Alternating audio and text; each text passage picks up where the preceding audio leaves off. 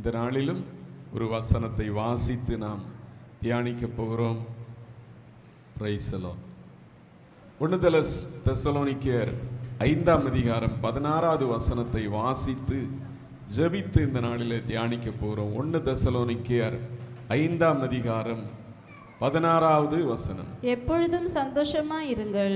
எப்பொழுதும் சந்தோஷமாயிருங்கள். அடுத்த 2 வசனத்தையும் கூட சேர்த்து வாசிப்போம். இடைவிடாமல் ஜெபம் பண்ணுங்கள். இடைவிடாமல் ஜெபம் பண்ணுங்கள். எல்லாவற்றிலேயும் ஸ்தோத்திரம் செய்யுங்கள். எல்லாவற்றிலேயும் ஸ்தோத்திரம் செய்யுங்கள். அப்படி செய்வதே கிறிஸ்து இயேசுவுக்குள் உங்களை குறித்து தேவனுடைய சித்தமாயிருக்கிறது. தேவனுடைய சித்தமாயிருக்கிறது. 1 தெசலோனிக்கேயர் 5ஆம் அதிகாரம் 16லிருந்து 18 வரைக்கும் எல்லாரும் எடுத்துக்கொள்ளுங்க, சேர்ந்து வாசிப்போம்.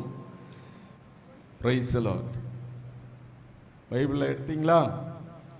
Praise the Lord. எப்பொழுதும் சந்தோஷமாயிருங்கள், இடைவிடாமல் ஜெபம் பண்ணுங்கள், எல்லாவற்றிலேயும் ஸ்தோத்திரம் செய்யுங்கள். அப்படி செய்வதே கிறிஸ்து இயேசுவுக்குள் உங்களை குறித்து தேவனுடைய சித்தமாயிருக்கிறது. இந்த வசனத்தை ஆங்கில வேதாகமம் வைத்திருக்கிறவர்கள் வாசிங்க. 1 தெசலோனிக்கேயர். Rejoice evermore, pray without ceasing, in everything give thanks, for this is the will of God in Christ Jesus concerning you. Rejoice evermore. Rejoice evermore. எப்பொழுதும் சந்தோஷமாயிருங்கள். ஸ்தோத்திர. ஆண்டவர் கொடுக்கிற சந்தோஷத்தை குறித்து இந்த நாளிலே நாம் தியானிக்க போகிறோம். சந்தோஷம், ஆண்டவர் அதை ஒரு தேவனுடைய பிள்ளைக்கு கொடுக்கிறவராய் இருக்கிறார்.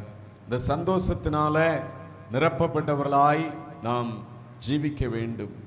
அதை குறித்து இந்த நாளிலே தியானிக்க போகிறோம். Praise the Lord. ஸ்தோத்திரம். சிலர் சந்தோஷமாய் இருக்கும்போது அப்படியே பல்லு ஈஸியாக தெரியும் சிரிக்கும்போது. நான் எல்லாம் பார்த்துருக்கிறேன், பல் தெரிகிற அளவுக்கு சிரிக்க முடியுதான்னா பல்லு ரொம்ப கஷ்டப்பட்டு தான் ஓப்பன் பண்ணுறதா இருக்குது. பக்கத்தில் இருக்கிறவங்கள பார்த்து இந்த பல் தெரிகிற அளவுக்கு ஒரு சிரிப்போடு எப்பொழுதும் சந்தோஷமாக இருங்க அப்படின்னு சொல்லுங்க பார்ப்போம். எப்பொழுதும் நான் சிரித்து பார்க்குறேன், பல்லு வெளியே தெரிய மாட்டேது. உங்களுக்கு பல் தெரிகிற அளவுக்கு நீங்கள் சிரிக்கணும். இப்போ எப்பொழுதும் சந்தோஷமாயிருங்க. எப்பொழுதும் சொல்லுங்க பக்கத்துல, எப்பொழுதும் சந்தோஷத்தோட சொல்லுங்க. எப்பொழுதும். நான் கவனிச்சிருக்கேன், நிறைய பேர் சிரிக்கும் போது அப்படியே பல்ல அப்படியே எப்படிதான் வெளியே தெரியுது தெரியல, அந்த அளவுக்கு சிரிச்சு போட்டோ எல்லாம் போடுறாங்க. ஆனா சந்தோஷமா இருக்கிறாங்களா அப்படின்னு சொல்லி நமக்கு தெரியாது. ஆண்டவருடைய பிள்ளைகள் எப்பொழுதும் சந்தோஷமாயிருங்கள் அப்படின்னு சொல்லி வசனம் சொல்லுகிறது. அல்லேலூயா. தோத்திரம். ஒரு பாடலை பாடி ஜெபித்து, ஆண்டவரே நாங்கள் உமக்குள்ளே எப்பொழுதும் சந்தோஷமா இருக்கணும், எங்களுக்கு உதவி செய்யுங்க தகப்பனேன்னு சொல்லி இந்த நாளில் இந்த வார்த்தைகளை நாம் ஜெபத்தோடு தியானிக்க போகிறோம். சந்தோஷமாயிருங்க, எப்பொழுதும் சந்தோஷமாயிருங்க, சந்தோஷமாயிருங்க, எப்பொழுதும் சந்தோஷமாயிருங்க. உயர்வானாலும் தாழ்வானாலும், உயர்வானாலும் தாழ்வானாலும், சர்வவல்ல தேவன் நம்மோடு இருக்கிறார், சர்வவல்ல தேவன் நம்மோடு இருக்கிறார். சந்தோஷமாயிருங்க, எப்பொழுதும் சந்தோஷமாயிருங்க, சந்தோஷமாயிருங்க, எப்பொழுதும் சந்தோஷமாயிருங்க. நெருக்கத்தின் நேரத்திலும் கண்ணீரின் பாதையிலும், நெருக்கத்தின் நேரத்திலும் கண்ணீரின் பாதையிலும், நம்மை காண்கின்ற தேவன் நம்மோடு இருப்பதால் சந்தோஷமாயிருங்க. நம்மை காண்கின்ற தேவன் நம்மோடு இருப்பதால் சந்தோஷமாயிருங்க, சந்தோஷமாயிருங்க.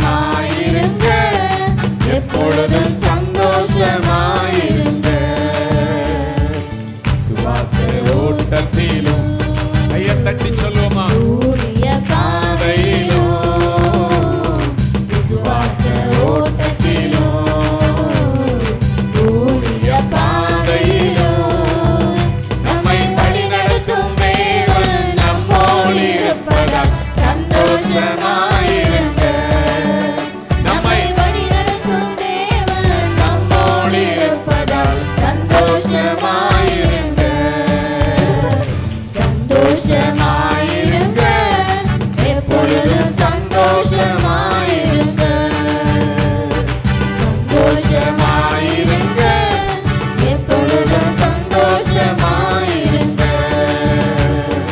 தோல்விகள் வந்தாலும், தோல்வி வந்தாலும் சந்தோஷமாயிருக்க கற்றுக்கொள்ளும்.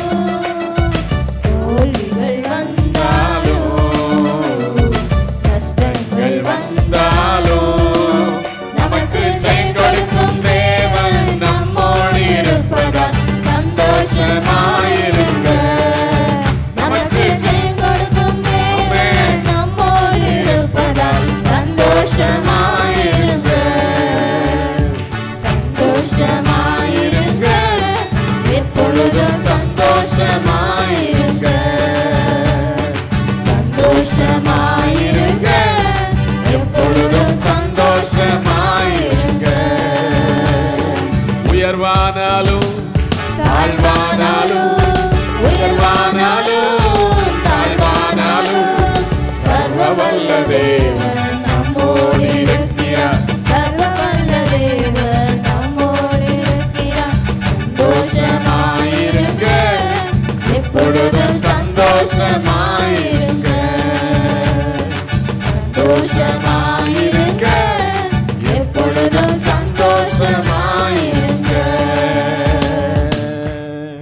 எல்லாரும் கண்களை மூடி ஆண்டவரே சந்தோஷமாயிருங்கள் என்று சொல்லி வேத வசனம் சொல்லுகிறது. பல நேரங்களில் எங்கள் வாழ்க்கையில சந்தோஷம் இல்லாதபடிக்கு, ஒரு சமாதானம் இல்லாதபடிக்கு எங்களுடைய வாழ்க்கை இருக்கிறது, குடும்பம் இருக்கிறது. எங்களுடைய இருதயத்தில் ஆண்டவரே சந்தோஷமே இல்லாதபடிக்கு வாழ்கிற மக்களாய் இருக்கிறோம். ஆண்டவரே உம்முடைய ரட்சிப்பின் சந்தோஷத்தை எங்களுக்கு தாரும். ஆண்டவரே ஸ்தோத்திர, சந்தோஷமா இருக்க எல்லா நிலைமையிலும் கர்த்தருக்குள்ளே சந்தோஷமா இருக்க எனக்கு உதவி செய்யும் அப்படின்னு சொல்லி செபிப்போம். நல்ல ஆண்டவரே, இந்த அருமையான நாளிலும் கர்த்தாவே உம்முடைய ஆலயத்தில் நாங்கள் ஒருமித்து கூடி உம்மை ஆராதிக்கும்படியாய், தொழுது கொள்ளும்படியாய், உம்முடைய வல்லமையுள்ள நாமத்தை ஆண்டவரே மகிமைப்படுத்தும்படியாய், நன்றி செலுத்தும்படியாய் தேவன் தந்த கிருபைகளுக்காய் ஸ்தோத்திரம். இன்றைக்கு ஆண்டவரை உம்மை ஆராதித்துக் கொண்டிருக்கிற அத்தனை ஜனங்களையும் தேவன் கண்ணோக்கி பார்த்து ஆசீர்வதிக்கிற ஜீவனுள்ள தேவனாய் இருக்கிறபடியினால ஸ்தோத்திரம். ஆண்டவரே கர்த்தர் நன்மையானதை தருவார், நம்முடைய தேசமும் தன் பலனை கொடுக்கும் என்று சொல்லி வாக்குத்தத்தம் பண்ணின தேவன் மாறாதவராய் இருந்து இந்த ஜனங்களுடைய வாழ்க்கையில எல்லா நன்மைகளையும் ஆண்டவரே கொடுத்து இனிமேலும் வழிநடத்துவீராக. ஆண்டவரே இந்த நாளிலும் கர்த்தாவே சந்தோஷமாயிருங்கள் என்று சொல்லி நம்முடைய வேதத்தில் எங்களுக்கு ஆலோசனையாய் நீர் சொல்லி இருக்கிற வார்த்தைகளை நாங்கள் தியானிக்கும் போது ஆண்டவரே ஒவ்வொரு ஜனங்களுடைய வாழ்க்கைக்கும் அது பிரயோஜனமாயிருக்க கர்த்தர் உதவி செய்யுங்க. ஆண்டவரே கர்த்தாவே ஸ்தோத்திரம். ஆண்டவரே ஸ்தோத்திரம். உம்முடைய வசனம் பாதைக்கு வெளிச்சமாய் தீபமாய் இருக்கிறது. ஆண்டவரே அப்படிப்பட்ட வார்த்தைகள் மூலமாய் இந்த ஜனங்களை போதித்து நடத்துங்க. இயேசுவின் நாமத்தில் ஜெபங்கள் நல்ல பிதாவே, ஆமென். Praise the Lord. உட்காருங்க. ஆண்டவர் உங்களை ஆசீர்வதிப்பாராக. இந்த நாளிலும் ஸ்தோத்திரம். இந்த வசனத்தை கொண்டு நாம் சில காரியங்களை தியானிக்க போகிறோம். எப்பொழுதும் சந்தோஷமாயிருங்க. சொல்லுங்க, எப்பொழுதும் சந்தோஷமாயிருங்கள். ஸ்தோத்திரம். சங்கீதம் 51வது சங்கீதம் அதனுடைய 8வது வசனத்துல என்ன சொல்லப்பட்டிருக்கிறது? சங்கீதக்காரன் என்ன கேட்கிறார்? படிங்க. நான் சந்தோஷமும் மகிழ்ச்சியும் கேட்கும்படி செய்யும். நான் சந்தோஷமும் மகிழ்ச்சியும் கேட்கும்படி செய்யும். அப்பொழுது நீர் நொறுக்கின எலும்புகள் களிகூரும். நீர் நொறுக்கின எலும்புகள் களிகூரும். நான் சந்தோஷமும் மகிழ்ச்சியும் கேட்கும்படி செய்யும். அப்பொழுது நீர் நொறுக்கின எலும்புகள் களிகூரும். தாவீது ஆண்டவரிடத்தில் கேட்கிறார், நான் சந்தோஷமும் மகிழ்ச்சியும் கேட்கும்படி செய்யும். வாழ்க்கையில ஒரு சந்தோஷம் மகிழ்ச்சி வரும்படியாய் தேவன் உதவி செய்யும். தயவு செய்து எனக்கு உதவி செய்யும் ஆண்டவரே. அப்பொழுது நீர் நொறுக்கின எலும்புகள் களிகூரும். பாவத்தினாலே அதனிமித்தமாய் நொறுக்கப்பட்ட என்னுடைய வாழ்க்கை, என் எலும்புகள் களிகூரும். ஒரு களிகூர்தல் என் வாழ்க்கையில உண்டாகும் என்று சொல்லி அவர் சொல்லுகிறதை பார்க்கிறோம். ஸ்தோத்திரம். அப்படின்னா அந்த மகிழ்ச்சி சந்தோஷம் இல்லாத ஒரு நிலைமையில மனிதனுடைய எலும்பு முதல் எல்லாவற்றிலும் ஒரு பாதிப்பு உண்டாகிறது. நீங்க ஒரு சுகர் வியாதியோ இல்லாவிட்டா ஒரு வியாதியோடு அதிக ப்ரெஷர் பாதிப்போடு மருத்துவர் இடத்துல டாக்டர் இடத்துல போனீங்கன்னா நீங்க என்ன ரொம்ப கவலைப்படுறீங்களா, ரொம்ப ஏதாவது குடும்பத்துல பிரச்சனையா அப்படின்னு சொல்லி பல கேள்விகளை முதல்ல கேட்பாங்க. ரொம்ப டென்ஷன் ஆயிடுறீங்களா அப்படின்னு சொல்லி பல காரியங்களை கேட்பாங்க. ஸ்தோத்திரம். காரணம் என்ன பார்க்கும்போது நம்ம கவலையோடு கண்ணீரோடு சந்தோஷம் இல்லாத ஒரு வாழ்க்கையோடு வாழும்போது ஸ்தோத்திரம் ஆட்டோமேட்டிக்கா நம்முடைய சரீரத்தில் எலும்புகளில் எல்லா அவயவங்களிலும் ஒரு பாதிப்பு உண்டாகிறது. ஆண்டவர் ஸ்தோத்திரம் ஒரு மனிதனை உலகத்தில் படைத்தது அவன் எப்பொழுதும் சந்தோஷமா இருக்கணும், மகிழ்ச்சியா இருக்கணும் அப்படின்ற ஒரு எண்ணத்தோடு தான் ஆண்டவர் இந்த உலகத்தில் மனிதனை படைத்திருக்கிறார். ஆனால் இந்த நாட்களில் பலவிதமான போராட்டங்கள், டென்ஷன் இவைகளினால மனிதனுக்கு மகிழ்ச்சி இல்லாமல் போகிறது. ஸ்தோத்திரம். முதல்ல சாப்பிட்ற ஆகாரம் கூட நமக்கு சரியா இல்லாம போகிறது. அதனாலே மகிழ்ச்சி, சரீரம் பாதிக்கப்பட்ட மகிழ்ச்சி இல்லாம போகிறது, சந்தோஷம் இல்லாம போகிறது. ஸ்தோத்திரம். தாவீது கேட்கிறார், ஆண்டவரே என் வாழ்க்கையில நான் சந்தோஷமும் மகிழ்ச்சியும் கேட்கும்படி செய்யும். அப்பொழுது நீர் நொறுக்கின எலும்புகளெல்லாம் கலிகூற ஆரம்பிக்கும். ஆண்டவரே என்னுடைய வாழ்க்கையில ஒரு ரிச்சாய்ஸ், ஒரு கலிகூறுதல் உண்டாகும். அது உங்க கையில தான் இருக்கிறது. என் வாழ்க்கையில சந்தோஷமும் மகிழ்ச்சியும் அடையும்படி செய்யும் அப்படின்னு சொல்லி கேட்கிறார். தாவீதுனுடைய வாழ்க்கையில பார்க்கும்போது ஸ்தோத்திரம் சங்கீதம் 51:12 படிங்க. உமது இரட்சணியத்தின் சந்தோஷத்தை திரும்பவும் எனக்கு தந்து உற்சாகமான ஆவி என்னை தாங்கும்படி செய்யும். உற்சாகமான ஆவி என்னை தாங்கும்படி செய்யும். உமது இரட்சணியத்தின் சந்தோஷத்தை திரும்பவும் எனக்கு தந்து உற்சாகமான ஆவி என்னை தாங்கும்படி செய்யும். இரட்சணியத்தின் சந்தோஷம். என்ன சந்தோஷம்? இரட்சணியத்தின் சந்தோஷம். முதலாவது ஆண்டவர் கொடுக்கிற ஒரு சந்தோஷம் அது ரட்சிப்பின் சந்தோஷம். ஒரு தேவனுடைய பிள்ளை ஆண்டவருடைய பிள்ளையாய் ஆண்டவரை ஏற்றுக்கொண்டு தேவனுடைய பிள்ளையாய் ஜீவிக்கும் போது அவர் கொடுக்கிற ரட்சிப்பின் சந்தோஷம். தாவீதுனுடைய வாழ்க்கையில அந்த சந்தோஷத்தை இழந்து போன நிலைமையின் மத்தியில ஆண்டவரிடத்துல கண்ணீரோடு கதறுகிறார். ஆண்டவரே உமது இரட்சணியத்தின் சந்தோஷத்தை திரும்பவும் எனக்கு தந்து. திரும்பவும் தந்துன்னா ஏற்கனவே இருந்துச்சு, இப்ப இல்லை. ஏற்கனவே அந்த சந்தோஷத்தினால நிரம்பி சுரமண்டலத்தினால் உம்மை துதிப்பேன், நான் எக்காலத்திலும் ஸ்தோத்தரிப்பேன், உம்மை பாடுவேன், புகழுவேன் என்று எல்லாம் அந்த சந்தோஷத்தோடு தான் தாவீது பாடினார். ஆனா இப்போ அது இல்லை. எனவே கேட்கிறார், உமது இரட்சணியத்தின் சந்தோஷத்தை திரும்பவும் எனக்கு தந்து உற்சாகமான ஆவி என்னை தாங்கும்படி செய்யும். Restore unto me the joys of my salvation. Salvation அப்படின்னா ரட்சிப்பு. ரட்சிப்பின் சந்தோஷத்தை மறுபடியும் எனக்கு தாருமப்பா. ரட்சிப்பின் சந்தோஷம் ஆண்டவர் நமக்கு கொடுக்கிற முதலாவது சந்தோஷம் ரட்சிப்பின் சந்தோஷமாய் காணப்படுகிறது. ஒரு நாளிலே நம்முடைய வாழ்க்கையில இங்க உட்கார்ந்து இருக்கிற ஒவ்வொருடைய வாழ்க்கையிலும் ஐயோ இயேசுவை அறிகிறதுக்கு முன்னாடி நான் என் குடும்பத்துல நிம்மதியே இல்லை, சமாதானமே இல்லை, நான் எப்படியோ இருந்தேன்.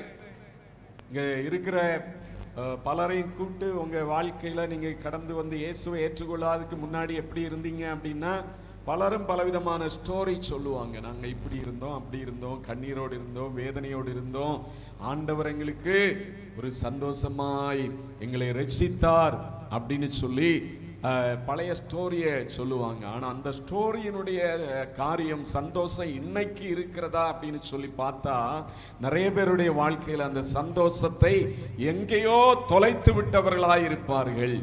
தோத்திர அந்த தொலைந்து போன சந்தோஷத்தை தாவீதை போல ஆண்டவரை மறுபடியும் உம்முடைய இரட்சணியத்தின் சந்தோஷத்தை திரும்பவும் எனக்கு தாரும். அப்பொழுது என்னுடைய எலும்புகள் எல்லாம் என்ன செய்யும்? உயரடையும். 8ஆம் வசனத்தில் நீர் நொறுக்கின எலும்புகள் எல்லாம் களிகூறும் என்று சொல்லி ஸ்தோத்திரம் சொல்லுகிறதை பார்க்கிறோம். இந்த நாளிலும் சோர்வுகளோடு கண்ணீரோடு கலக்கத்தோடு வந்திருக்கிற உங்களுடைய வாழ்க்கையில உங்களுடைய ரட்சிப்பின் சந்தோஷத்தை தேவன் ஏற்கனவே தந்ததுதான் அது. ஆனா உங்களுடைய வாழ்க்கையில பலருடைய வாழ்க்கையில அந்த சந்தோஷம் அதை நீங்கள் அனுபவிக்கவும் இல்லை, வைத்திருக்கவும் இல்லை. எங்கேயோ இழந்து போனவர்களாய் உலகத்தின் வெறுப்புகளோடு, பிரச்சனைகளோடு, போராட்டத்தோடு, அதையே உங்களுடைய வாழ்க்கை, அந்த பிரச்சனைகளே உங்களை மேற்கொண்டு சந்தோஷத்தை எங்கேயோ துரத்தி விட்டது. அப்படிப்பட்ட அந்த இழந்து போன காரியத்தை இன்னைக்கு தேவன் உங்கள் வாழ்க்கையில தர விரும்புகிறார். அல்லேலூயா. எத்தனை பேருக்கு சந்தோஷம் வேணும்? எத்தனை பேருக்கு இயேசு கொடுத்த ரட்சிப்பின் சந்தோஷத்தை மறுபடியும் திருப்பிக் கொள்ள ஆசையா இருக்கு? கை தூக்கி அல்லேலூயா சொல்லுங்க. ஸ்தோத்திரம். பாருங்க, ரட்சணியத்தின் சந்தோஷத்தை திரும்பவும் தாரும் ஆண்டவர் நமக்கு தம்முடைய சந்தோஷத்தை கொடுக்கிறார். எப்பொழுதும் சந்தோஷமாயிருங்கள் என்று சொல்லி பவுல் மூலமாய் தெசலோனிக்கேய சபைக்கு எழுதின அந்த வார்த்தையின் மூலமாய் மறுபடியுமாக நமக்கு சந்தோஷத்தை அவர் உறுதிப்படுத்தும்படியாய் நம்மை குறித்து அவர் கரிசனை உள்ள தேவனாக இருக்கிறதை பார்க்கிறோம். பாருங்க, அப்போஸ்தலர் 16ஆம் அதிகாரம் 30-31 வசனங்களை படிப்போம். அப்போஸ்தலர் 16ஆம் அதிகாரம் 30-31. அப்பொழுது அவர்களை வெளியே அழைத்து வந்து ஆண்டவன்மாரே ரட்சிக்கப்படுவதற்கு நான் என்ன செய்ய வேண்டும் என்றார். ரட்சிக்கப்படுவதற்கு நாங்கள் என்ன செய்ய வேண்டும்?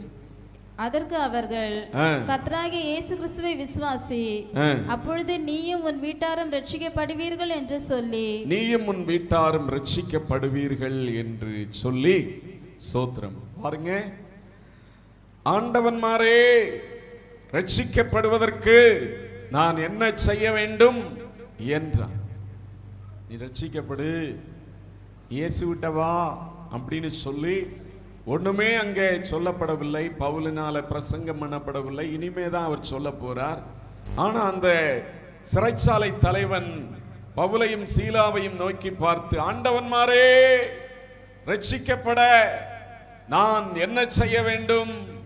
ரட்சிக்கப்பட்டு என்னுடைய வாழ்க்கையிலும் ஒரு சந்தோஷத்தோடு வாழ நான் என்ன செய்ய வேண்டும் அப்படின்னு சொல்லி உண்மையான ஒரு தாகத்தோடு கேட்கிறதை பார்க்கிறோம். இன்னைக்கு ரட்சிக்கப்படுங்க, மனம் திரும்புங்க. இயேசு உங்களுக்கு சந்தோஷத்தை தருவார், சமாதானத்தை தருகிறார். வருத்தப்பட்டு பாரம் சுமக்கிறவர்களே எல்லாரும் என்னிடத்தில் வாருங்கள் என்று சொல்லி இயேசு அழைக்கிறார். அப்படின்னா தோத்திரம். அப்படின்னா கூட ஜனங்கள் மனம் திரும்புதலை பெற்றுக்கொள்ள வாஞ்சை இல்லாமல் இருக்கிறார்கள். ஆனால் இந்த சிறைச்சாலை தலைவன், ஆண்டவன்மாரே ரட்சிக்கப்பட நாங்கள் என்ன செய்ய வேண்டும் அப்படின்னு சொல்லி அவன் கேட்கிறான். இந்த அதிகாரத்தில் உள்ள வசனங்களை நீங்க ஃபுல்லா படிச்சு பார்த்தாதான் இங்க என்ன நடந்தது அப்படின்னு சொல்லி புரியும். பாருங்க, பவுலும் சீலாவும் சுவிசேஷம் அறிவித்ததுனால அவர்களை பிடித்து ஜெயிலில் போடுகிறார்கள். அந்த சிறைச்சாலையிலே அவர்களை கடுமையான ஒரு பாதுகாப்போடு அவர்களை வைத்திருக்கிறார்கள். ஸ்தோத்திரம். ராத்திரி வேளையில, நடுராத்திரியில பவுலும் சீலாவும் அந்த அடிப்பட்டதான வேதனையின் மத்தியில, துன்பத்தின் மத்தியில, அவமானத்தின் மத்தியில ஆண்டவரை துதித்து பாடினார்கள் என்று சொல்லி வேதம் சொல்லுகிறது. தேவனை துதித்து பாடின போது பரலோகத்தின் தேவன் அங்கே தம்முடைய வல்லமையை அங்கே கட்டளையிடுகிறதை பார்க்கிறோம். அவருடைய எல்லாருடைய கட்டுகளும் கலன்று போயிற்று. பவுலனுடைய சீலாவுடைய கட்டுகள் மாத்திரமல்ல, சிறைச்சாலையில இருந்த எல்லாருடைய கட்டுகளும் அங்கே கலன்று போயிற்று. ஸ்தோத்திரம். இப்படி எல்லாரும் அங்கே சிறைச்சாலை கதவுகள் எல்லாம் வேற திறக்கிறது. அஸ்திபாரங்கள் எல்லாம் ஒரு பெரிய பூமி எதிர்ச்சி வந்தது போல இருக்கிறது. இப்ப சிறைச்சாலை தலைவனுக்கு ஒரே பயம். ஐயோ, இங்க என்ன நடந்துச்சு அப்படின்னு சொல்லி அங்கே அவன் ஓடி விளக்குகளை எல்லாம் கொண்டு அவன் வருகிறான். ஸ்தோத்திரம். அவன் நினைக்கிறான் எல்லா கேற்றும், பயங்கரமான பெரிய பெரிய கேற்றுகள் எல்லாம் திறந்திருக்கிறது. அவ்வளவுதான், எல்லா கைதிகளும் போய்விட்டு இருப்பாங்க. நம்ம அதிகாரிக்கு என்ன பதில் சொல்றது அப்படின்னு சொல்லி தன்னிடத்துல இருந்த பெரிய ஒரு பட்டா கத்தி எடுத்து அதை கீழே நடுறான். அதை நட்டு தற்கொலை பண்ணுவதுதான் நம்முடைய முடிவு அப்படின்னு சொல்லி நினைத்து கொண்டு அவன் அந்த பட்டயத்தை நடும்போது பவுல் பார்க்கிறார். என் மனுஷா, உனக்கு நீ ஒன்னும் செய்து கொள்ளாதே, நீ அதை அப்படி செய்யாதே அப்படின்னு சொல்லி சத்தமா சொல்லுகிறார். நாங்க எல்லாருமே இங்கதான் இருக்கிறோம், அதனால நீ பயப்படாத, நீ தற்கொலை பண்ணாத அப்படின்னு சொல்லி சொல்லும்போது விளக்குகளை எல்லாம் கொண்டு வந்து அந்த சிறைச்சாலை தலைவன் பார்க்கும்போது எல்லாரும் அப்படியே இருக்கிறார்கள். இந்த ஒரு நிலைமையில தான் ஸ்தோத்திரம் அவன் கேட்கிறான், ஆண்டவன்மாரே ரட்சிக்கப்படுவதற்கு நாங்கள் என்ன செய்ய வேண்டும் அப்படின்னு சொல்லி கேட்கிறான். இந்த பவுலும் சீலாவும் சிறைச்சாலையிலே பாடினார்களே, இந்த தேவன் எங்களுக்கு வேண்டும், இந்த தேவனும் இயேசுவனுடைய ரட்சிப்பு எனக்கு வேண்டும். ஆண்டவன்மாரே, ரட்சிக்கப்பட நாங்கள் என்ன செய்யணும்? What to do to get salvation? நாங்க ரட்சிக்கப்பட என்னையா செய்யணும் அப்படின்னு சொல்லி கேட்கும்போது பவுல் சொல்லுகிறார், ஸ்தோத்திரம், என்ன சொல்லுகிறார்? மறுபடியும் அந்த வசனத்தை படிங்க, 31வது வசனம். அதற்கு அவர்கள் கர்த்தராகிய இயேசு கிறிஸ்துவை விசுவாசி, கர்த்தராகிய இயேசு கிறிஸ்துவை விசுவாசி, அப்பொழுது நீயும் உன் வீட்டாரும் ரட்சிக்கப்படுவீர்கள் என்று சொல்லி, நீயும் உன் வீட்டாரும் ரட்சிக்கப்படுவீர்கள் என்று சொல்லி சொன்னார். பாருங்க, கர்த்தராகிய இயேசு கிறிஸ்துவை விசுவாசி. இயேசுவை விசுவாசிங்க ஐயா, இங்க இயேசுவை விசுவாசிங்க ஐயா. இயேசுதான் இந்த உலகத்துல மனிதனுடைய பாவத்தை சுமந்து தீர்க்க வந்த இரட்சகராய் இருக்கிறார். இயேசு உங்களுக்காகவும் மரித்தார் அப்படின்னு சொல்லி நீங்க விசுவாசிங்க ஐயா. விசுவாசிச்சீங்கன்னா நீங்களும் உங்கள் வீட்டாரும் எல்லாரும் ரட்சிக்கப்படுவீர்கள் அப்படின்னு சொல்லி சொன்னபோது ஸ்தோத்திரம், பாருங்க, சொன்னதோடு சரியா நாங்க விசுவாசிக்கிறோம், நாங்க எல்லாருமே இயேசுவை விசுவாசிக்கிறோம் அப்படின்னு சொல்லி சொன்ன உடனே பவுல் அவர்களுக்கு அங்கே நற்செய்தியை அறிவிக்க தொடங்குகிறார். 32 முதல் உள்ள வசனங்களை நாம் படித்து பார்க்கும்போது, அவனுக்கும் அவன் வீட்டில் இருந்த யாவருக்கும் கர்த்தருடைய வசனத்தை போதித்தார்கள். ஸ்தோத்திரம், அடிக்கப்பட்டார்கள், நொறுக்கப்பட்டார்கள், இப்ப ஆண்டவருடைய கிருபையினால விடுதலை பெற்றிருக்கிறார்கள். ஸ்தோத்திரம், நீ எக்கேடு கட்டும் போ பரதேசி அப்படின்னு சொல்ல. ஸ்தோத்திரம், பாருங்க, அந்த நேரத்திலும் ஒரு மனிதன் தேவனுடைய சந்தோஷத்தை எதிர்பார்க்கிறானே. ஸ்தோத்திரம், ஒரு மனிதன் தேவனுடைய ரட்சிப்பை எதிர்பார்க்கிறானே. அவன் என்னை அடித்தவனாயிருந்தாலும் பரவாயில்லை, அவனுக்கு இயேசுவை நான் அறிவிப்பேன் என்று சொல்லி ஸ்தோத்திரம், பாருங்க, அந்த ராத்திரி வேளையிலே அவனுக்கும் அவன் வீட்டில் இருந்த யாவருக்கும் கர்த்தருடைய வசனத்தை போதித்தார்கள். அவனுக்கும் அவனுடைய வீட்டில் எத்தனை பேர் இருந்தாங்களோ எல்லாருக்கும் கர்த்தருடைய வார்த்தையை, இயேசுவனுடைய வார்த்தைகளை போதித்தார்கள் என்று சொல்லி கர்த்தருடைய வசனம் சொல்லுகிறது. அதன் விளைவு என்ன பாருங்க, மேலும் ராத்திரியிலே அந்நேரத்திலே தானே அவன் அவர்களை அழைத்து கொண்டு போய் அவனுடைய காயங்களை கழுவினான். அவனும் அவனுடையவர்கள் அனைவரும் உடனே ஞானஸ்நானம் பெற்றார்கள். ஸ்தோத்திரம், நீங்க இயேசுவை ஏற்றுக்கொள்ளுங்க, உங்களுக்கு ரட்சிப்பு கிடைக்கும். ஸ்தோத்திரம், இயேசுவை ஏற்றுக்கொள்ளுகிறதுக்கு அடையாளமாக ஞானஸ்நானம் பெற்றுக்கொள்ளுங்கள் அப்படின்னும் போது உடனே கீழ்ப்படிந்தார்கள். அந்த 100க்கு அதிபதியும் அவனுடைய வீட்டார் அனைவரும் உடனடியாக அந்த நேரத்திலே தானே அவர்கள் வீட்டில் இருந்ததான தண்ணீர் தொட்டியா இருக்கலாம், இல்லாட்டா அவர் 100க்கு அதிபதி பெரிய ஒரு அதிகாரி. ஸ்தோத்திரம், அவருக்கு அந்த நாட்களிலே ஒரு குளம் சொந்தமா இருந்திருக்கலாம், இல்லை ஏதோ இருந்திருக்கலாம். அதுல ஞானஸ்நானத்தை வீட்டார் அனைவரும் முழு குடும்பமும் ரட்சிக்கப்பட்டது. ஸ்தோத்திரம், இன்றைக்கு பல வருடமாய் சபைக்கு வருவாங்க பலர், ஆனா ரட்சிக்கப்படு, இயேசு இன்றைக்கு உன்னை அழைக்கிறார். இன்னைக்கு ஒப்புக்கொடு மகளே அப்படின்னு சொல்லி எத்தனையோ பிரசங்கிமார் சொல்லியிருப்பாங்க, எத்தனையோ சபை ஊழியர் எத்தனையோ வாட்டி சொல்லியிருப்பாங்க. ஆனாலும் கூட ரட்சிப்பை தங்களுடைய வாழ்க்கையில சுதந்தரித்து கொள்ளாதபடிக்கு இருதய கடினத்தோடு இருக்கிற மக்கள் ஏராளம் உண்டு. ஆனால் அந்த 100க்கு அதிபதியை பாருங்க, எனக்கு தேவை ஸ்தோத்திரம் இயேசுவனுடைய அந்த ரட்சிப்பின் சந்தோஷம் அப்படின்னு சொல்லி அதே நாளிலே அந்த ராத்திரி வேளையில இயேசுவை முழுமையாய் ஏற்றுக்கொண்டு முழு மனதோடு மனம் திரும்பி அதற்கு அடையாளமாக ஞானஸ்நானம் எடுத்துக்கொண்டார்கள் என்று சொல்லி கர்த்தருடைய வார்த்தை சொல்லுகிறது. ஞானஸ்நானம் எடுத்த உடனே அவனுடைய வாழ்க்கையில என்ன நடந்தது என்று சொல்லி பார்க்கும்போது ஸ்தோத்திரம் 34ஆம் வசனத்தை படிங்க. பின்பு அவன் அவர்களை தன் வீட்டிற்கு கூட்டிக் கொண்டு போய் அவர்களுக்கு போஜனம் கொடுத்து தன் வீட்டார் அனைவரோடும் கூட தேவனிடத்தில் விசுவாசம் உள்ளவனாகி மன மகிழ்ச்சியா இருந்தான். பாருங்க, ரட்சிப்பு வந்து விட்டது. இப்ப இவனுக்கு மன மகிழ்ச்சி. தற்கொலைக்கு போன ஒரு ஆத்துமா, அவ்வளவுதான் என்னுடைய வாழ்க்கை முடிந்து போய்விட்டது, இனி நாம் வாழ விரும்பவில்லை என்று சொல்லி தற்கொலைக்கு போன ஒரு ஆத்துமா இயேசுவனுடைய வார்த்தையை கேட்டபோது, இயேசுவனுடைய ரட்சிப்பை பெற்றுக்கொண்ட போது ஸ்தோத்திரம், அவர்களை அந்த பவுலையும் சீலாவையும் அழைத்து கொண்டு போய் சரியான ஒரு விருந்து. ஸ்தோத்திரம், ஏற்கனவே இவர்கள் சிறையில் எத்தனை நாளா இருந்தாங்க, சரியான சாப்பாடு இல்லை, ஆனா அவர்களை வீட்டுக்கு அழைத்து கொண்டு போய் அவர்களுக்கு போஜனம் கொடுத்து தன் வீட்டார் அனைவரோடும் கூட தேவனிடத்தில் விசுவாசம் உள்ளவனாகி மன மகிழ்ச்சியாயிருந்தான். ஒரு பெரிய சந்தோஷம், மனது முழுவதும் ஒரு சந்தோஷம் தான், வேறு எதுவுமே இல்லை. ஒரு சந்தோஷத்தினாலும் மன மகிழ்ச்சியினாலும் அந்த நூற்றுக்கு அதிபதியினுடைய அந்த சிறைச்சாலை தலைவனுடைய குடும்பம் அது நிரம்பி வழிந்தது என்று சொல்லி பார்க்கிறோம். ஆண்டவர் அப்படிப்பட்ட ஒரு சந்தோஷத்தை தான் இங்கே உட்கார்ந்திருக்கிற ஒவ்வொரு ஜனங்களுக்கும் அவர் கொடுத்திருக்கிறார். அதை மறந்து உங்களுடைய வாழ்க்கையில அந்த பிரச்சனை, இந்த பிரச்சனை, இந்த போராட்டம், இந்த கவலை, அந்த கவலை அப்படின்னு சொல்லி ரட்சிப்பின் சந்தோஷத்தை இழந்தவர்களாய் ஜீவிக்கிறது யாருடைய தப்பு? இயேசுவனுடைய தப்பா? உங்க தப்பு தான். ஸ்தோத்திரம். நீங்க ரட்சிப்பின் சந்தோஷத்தினால ஸ்தோத்திர நிரம்பினவர்களாக காணப்பட வேண்டும். பவுலும் சீலாவும் ராத்திரி வேளையில அடிக்கப்பட்ட நிலைமையில ரத்தம் வேற சரீரத்திலிருந்து வழியுது, இருந்தாலும் அவர்கள் பாடினார்கள், துதித்தார்கள். அப்படின்னா பாருங்க, ரட்சிப்பின் சந்தோஷம் சிறைச்சாலையிலும் அங்கே அவர்களுக்கு இருந்துச்சு. ஆண்டவருடைய பிள்ளைகளாகிய நீங்க உண்மையாய் ரட்சிக்கப்பட்ட தேவ ஜனமாய் உண்மையாய் தேவனை விசுவாசித்து வாழ்கிறவர்கள் என்றால் எந்த சூழ்நிலையிலும் கர்த்தருக்குள்ளே சந்தோஷமாய் இருக்கிறவர்களாய் இருப்பீங்க. அல்லேலூயா, தோத்திரம். இன்னைக்கு என் வாழ்க்கையில சந்தோஷமே இல்லை, நிம்மதியே இல்லை அப்படின்னு சொல்லி யார் வந்திருந்தாலும் அந்த எண்ணம், அந்த சிந்தனை உங்களுடைய வாழ்க்கையை விட்டு, இந்த ஆலயத்தை விட்டு போகும்போது மாறி இருக்கணும். நான் ஆண்டவருடைய பிள்ளை, நான் எப்பொழுதும் எந்த சூழ்நிலையானாலும் சந்தோஷமா இருப்பேன், மகிழ்ச்சியா இருப்பேன். அந்த ரட்சிப்பின் சந்தோஷத்தை இயேசு எனக்கு ஏற்கனவே தந்து விட்டார், இனிமே தர வேண்டிய அவசியமே இல்லை. ஏற்கனவே அந்த ஈவ தேவன் எனக்கு தந்து விட்டார். இன்ஸ்டால்மெண்ட்ல அப்பப்ப எனக்கு தரணும்னு அவசியமே இல்லை.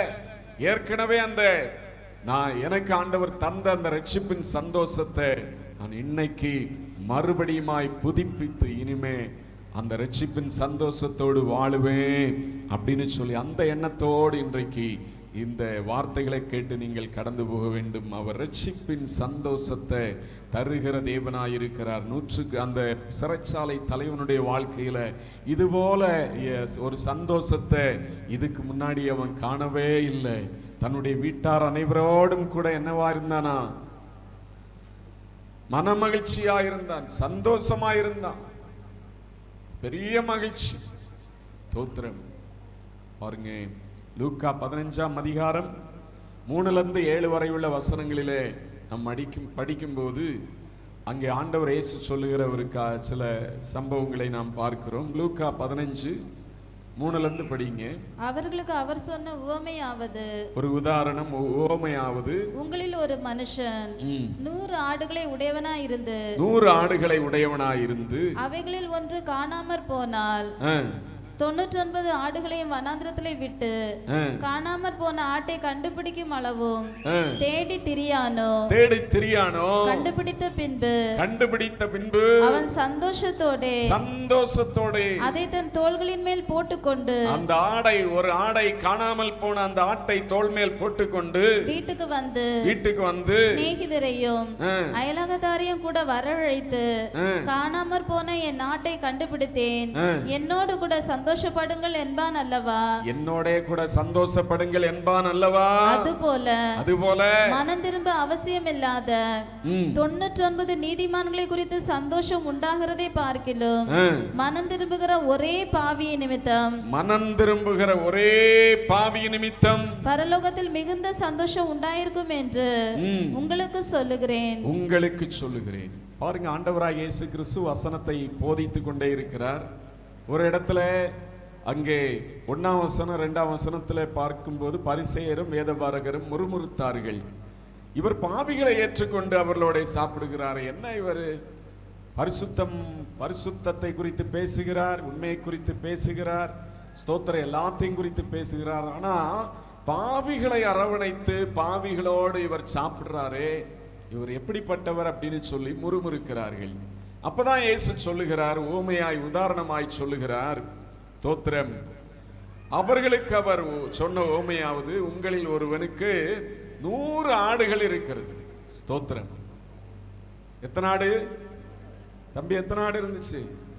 100 ஆடு. தோத்திரம். 100 ஆடு இருந்தது. அதுல ஒரே ஒரு ஆடு மிஸ் ஆகிவிட்டது. ஸ்தோத்திரம். தேடுறோம், போலீஸ் ஸ்டேஷன்ல கூட ஒருவேளை கம்ப்ளைண்ட் பண்றோம். ஸ்தோத்திரம், அந்த ஆடு கிடைக்கவே இல்லை. சரி, ஒரு ஆட்டுக்காக வந்திருக்கே அப்படின்னு சொல்லி உங்களை ஒருவேளை துரத்தி விடலாம். ஸ்தோத்திரம். ஆனா அந்த ஆடை திடீர்னு சொல்லி தேடி தேடி தேடி தேடி தேடி, ஐயோ அந்த ஆடு, ஒரு ஆடு போய்விட்டதே அப்படின்னு சொல்லி தேடி அந்த ஆடு கிடைத்து விட்டது.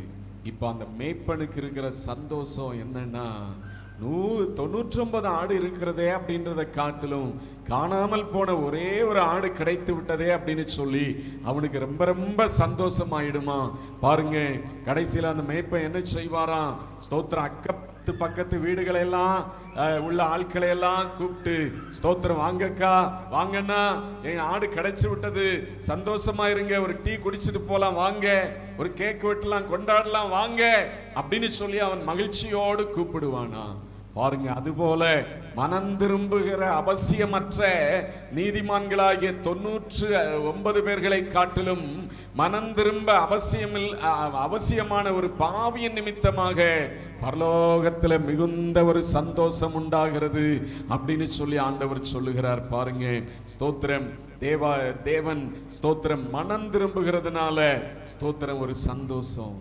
மனம் திரும்ப ஒரு மனுஷன் ரட்சிக்கப்படும் போது, ஒரு குடிகார மனம் திரும்பும் போது, உங்க குடும்பத்துல ரட்சிக்கப்படாதிருக்கிற ஒரு ஆத்துமா ரட்சிக்கப்படும் போது பரலோகத்தை நீங்க சந்தோஷப்படுத்துறீங்க. உங்க கணவர் ரட்சிக்கப்படும் போது, உங்கள் பிள்ளைகள் ரட்சிக்கப்படும் போது நீங்க மனுஷனை மாத்திரமல்ல பரலோகத்தையே சந்தோஷப்படுத்துகிறவங்களா இருக்கீங்க. பரலோகம் மகிழ்ச்சி அடையும் அப்படின்னு சொல்லி வேத வசனம் சொல்லுகிறது. அல்லேலூயா, ஸ்தோத்திரம். பரலோகத்தையே சந்தோஷப்படுத்துகிற பாக்கியம் உங்களுக்கு இருக்கிறது. எந்த குடும்பத்திலெல்லாம் ரட்சிக்கப்படலையோ ஸ்தோத்திரம், நீங்க இடைவிடாம ஜெபம் பண்ணுங்க. ஸ்தோத்திரம், இடைவிடாம சாப்பாட்டுக்கு தார ஆண்டவரே, பணம் தாரோம், அது மாத்திரம் கேட்டுட்டு ரட்சிக்கப்படாத ஆத்துமாவை குறித்து நீங்க கவலையற்றவர்களாய் இருப்பீங்கன்னா ஸ்தோத்திரம், இன்னையிலிருந்து நீங்க அதற்காக முக்கியப்படுத்தி ஜெபம் பண்ணுங்க. ஸ்தோத்திரம், ஒரு ஆத்துமாவு அவனுடைய விலை இந்த உலகத்தை காட்டிலும் மேலானது என்று சொல்லி ஆண்டவருடைய கணக்கில் இருக்கிறது.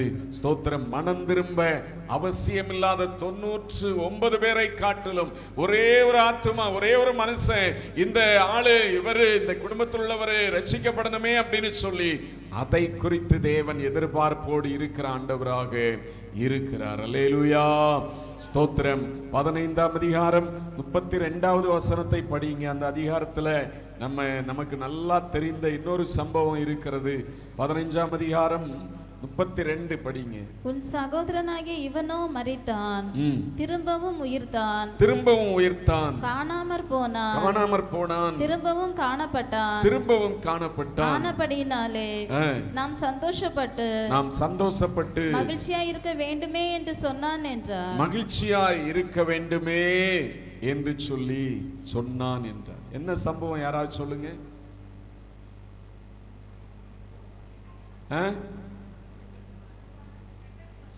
கெட்ட குமாரன், இளையகுமாரன் சம்பவம். சோத்திரம், என்ன செய்தான் இளையகுமாரன் சொல்லுங்க.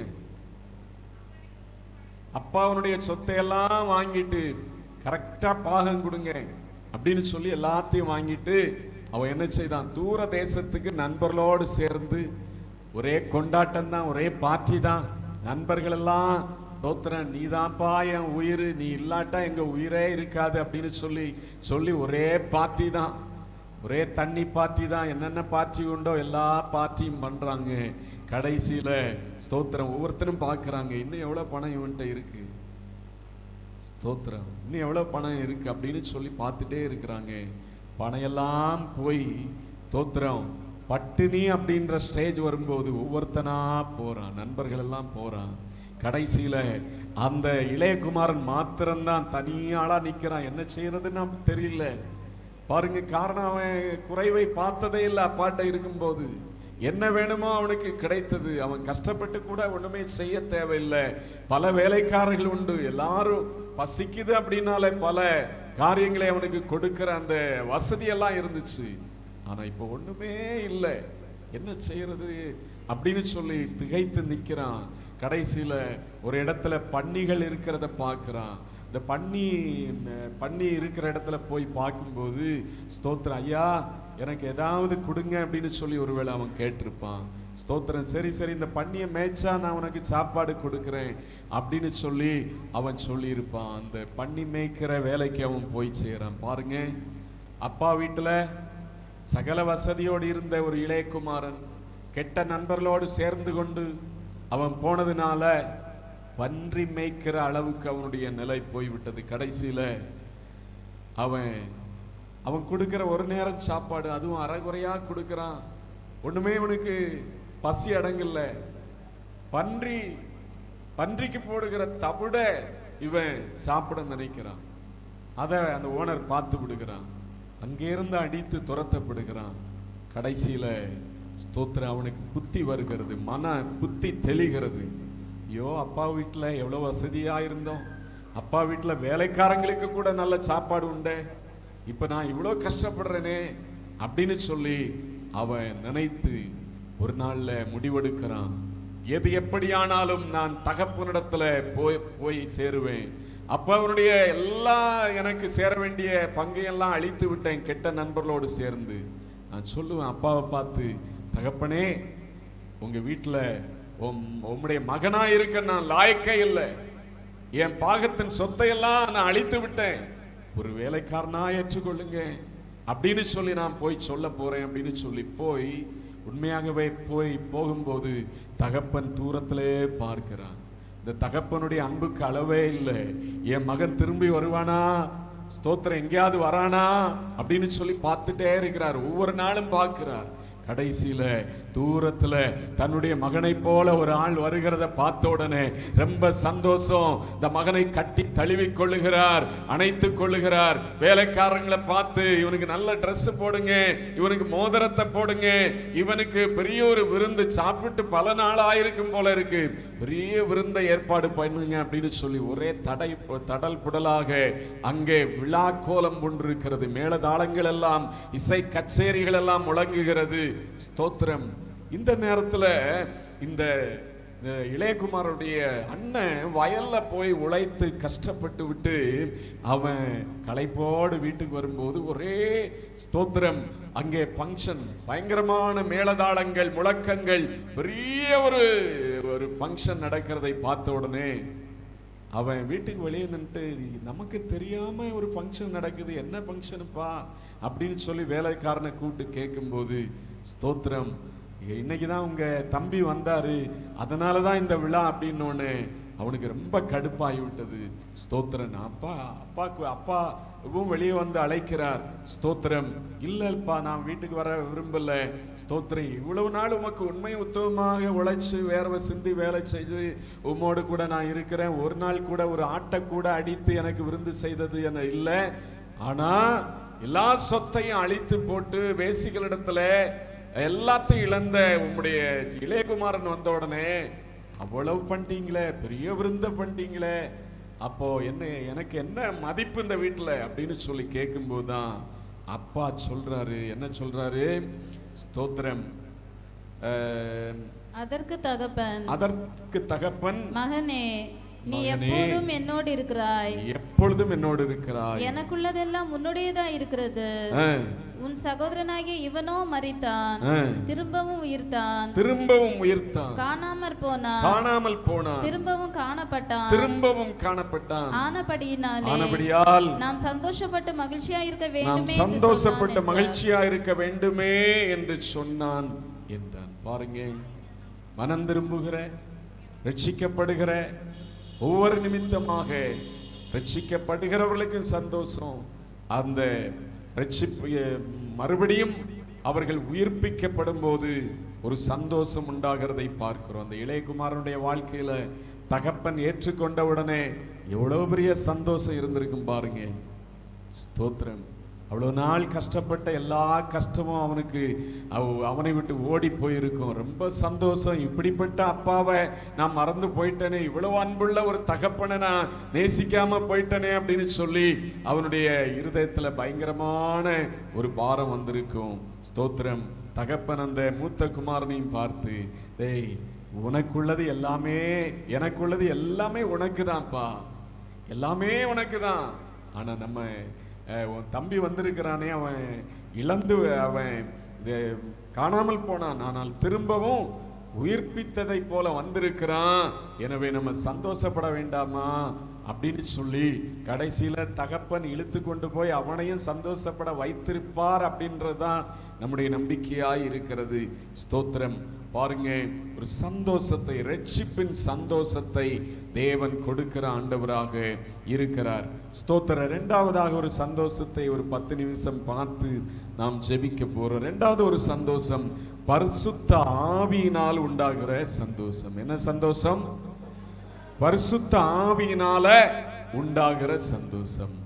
தேவன் நமக்கு கொடுக்கிற பரிசுத்த ஆவியினால உண்டாகிற சந்தோஷம்.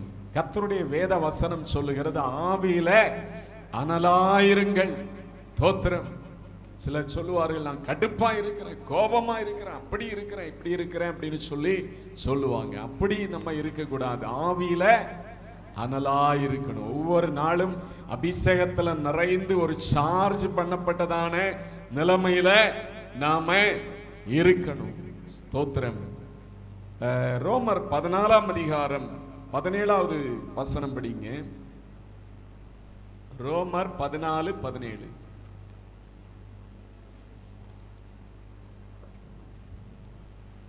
தேவனுடைய ராஜ்யம் புசிப்பும் குடிப்பும் அல்ல, புசிப்பும் குடிப்பும் அல்ல, அது நீதியும், அது நீதியும் சமாதானமும் பரிசுத்த ஆவியினால் உண்டாகும் சந்தோஷமுமாய் இருக்கிறது. பரிசுத்த ஆவியினால் உண்டாகிற சந்தோஷமாய் இருக்கிறது. தேவனுடைய ராஜ்யம் என்பது புசிப்பும் குடிப்பும் அல்ல.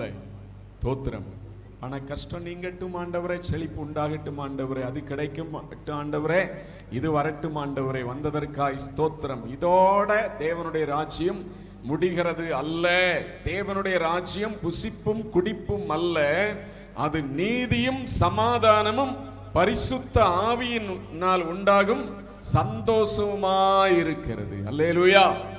பரிசுத்த ஆவியினால உண்டாகிற சந்தோஷம். இந்த சந்தோஷத்தை ஒவ்வொரு நாளும் நம்ம அபிஷேகத்துல நிறைந்து, ஒருவேளை பரிசுத்தாவியின் அபிஷேகத்தை பெற்றுக்கொள்ளாதவர்கள் காத்திருந்து பரிசுத்தாவியின் அபிஷேகத்தை பெற்றுக்கொண்டு ஒவ்வொரு நாளும் ஆவியில அனலாயிருந்து இந்த சந்தோஷத்தினால நாம நிரப்பப்பட்டவர்களாய் இருக்க வேண்டும். தேவனுடைய ராஜ்யம் புசிப்பும் குடிப்பும் மாத்திரமல்ல, அது பரிசுத்த ஆவியினால் உண்டாகும் சந்தோஷமாயிருக்கிறது. ஸ்தோத்திரம். அப்ப ஒரு சந்தோஷம் நமக்கு ரட்சிப்பின் சந்தோஷமாய் தேவன் தருகிறார். இன்னொரு சந்தோஷம் பரிசுத்த ஆவியினால் கிடைக்கிற சந்தோஷமாயிருக்கிறது. ரோமர் 5ஆம் அதிகாரம் 5வது வசனத்தை படிங்க. மேலும் நமக்கு அருளப்பட்ட பரிசுத்த ஆவியினாலே, மேலும் நமக்கு அருளப்பட்ட பரிசுத்த ஆவியினாலே தேவ அன்பு நம்முடைய இருதயங்களில் ஊற்றப்பட்டிருக்கிறபடியால், தேவ அன்பு நம்முடைய இருதயங்களிலே ஊற்றப்பட்டிருக்கிறபடியால் அந்த நம்பிக்கை நம்மை வெட்கப்படுத்தாது. அந்த நம்பிக்கை நம்மை வெட்கப்படுத்தாது. இருதயங்களிலே என்ன ஊற்றப்பட்டிருக்கிறதாம்? தேவ அன்பு இருதயங்களிலே. ஸ்தோத்திரம். அப்படியே தெளிக்க, அது அப்படியே லைட்டா டச் பண்ணப்பட்டிருக்கிறது, லைட்டா ஒரு சொட்டு வைக்கப்பட்டிருக்கிறது. அப்படி அல்ல, ஊற்றப்பட்டிருக்கிறது. நம்முடைய இருதயத்துல தேவ அன்பு ஊற்றப்பட்டிருக்கிறது. ஊற்றப்படுதல் அப்படின்னாலே ஒரு நிரப்புதல், நிரம்பி வழிகிற அளவுக்கு தேவ அன்பு நம்முடைய இருதயங்களிலே ஊற்றப்பட்டிருக்கிறதாம். அந்த தேவனுடைய அன்பு நம்முடைய இருதயங்களிலே ஊற்றப்பட்டிருக்கிறபடினால அது நம்மை வெட்கப்படுத்தாது. ஸ்தோத்திரம். வெட்கப்படுத்தாது அப்படின்னாலே ஸ்தோத்திரம் நம்முடைய வாழ்க்கையில ஒரு சாட்சி உண்டாக்கும். நம்முடைய வாழ்க்கையில ஒரு சந்தோஷமாய் சமாதானமாய் இருக்க அந்த அன்பு, ஊற்றப்பட்ட பரிசுத்தாவியின் அன்பு நம்மை நடத்துகிறதா இருக்கும் என்று சொல்லி வசனம் சொல்லுகிறது. அப்போஸ்தலர் 13ஆம் அதிகாரம் அதனுடைய 52வது வசனம் படிங்க.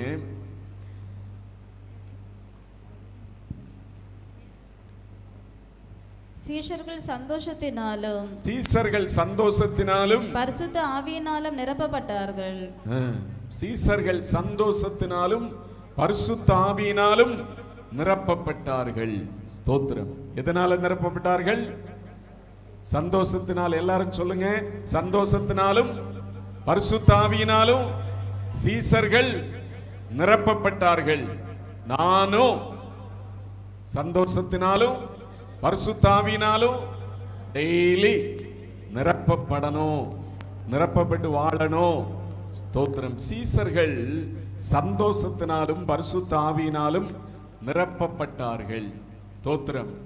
நம்ம நினைக்கிறோம் ஸ்தோத்திரம் நல்லா எல்லாம் ஒண்ணுமே குறைவில்லாதபடிக்கு இருக்கும் போதுதான் ஸ்தோத்திரம் நமக்கு சந்தோஷமா இருக்க முடியும். இல்லை, பரிசுத்த ஆவி நம்மை நடத்தும் போது, பரிசுத்த ஆவியானவர் நம்மை நிரப்பி இருக்கும் போது ஸ்தோத்திரம் சந்தோஷமா இருக்க முடியும்.